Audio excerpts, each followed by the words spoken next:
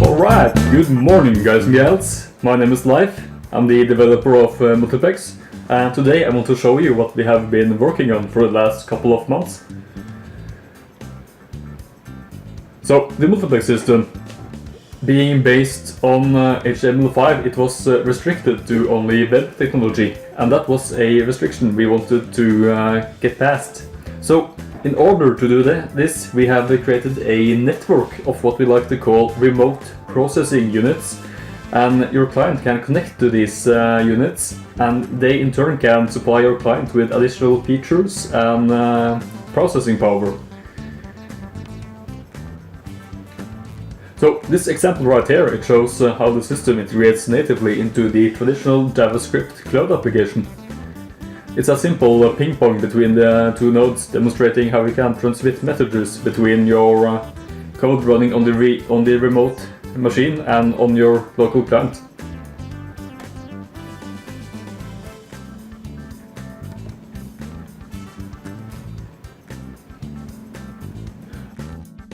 So the remote processor unit also has to handle graphics. So to do that, we developed what we like to call application streaming system. So this streams graphics directly from the running application to your client, and in turn it streams the input from your client back to the running application.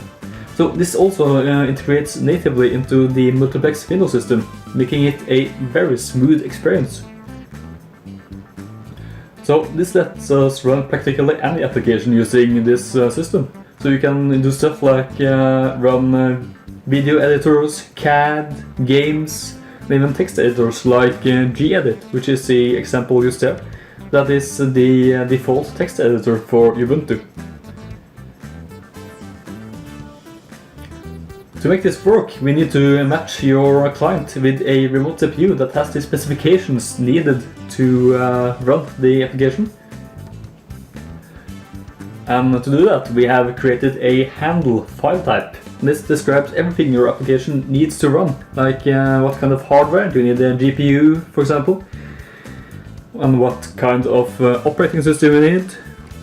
And it describes the path, the entry point of the application. It also describes if you need a certain runtime, like Node.js, Mono, Java, you name it. You can also describe what ports you want to expose publicly. And the application arguments. These are also parsed using the dollar sign.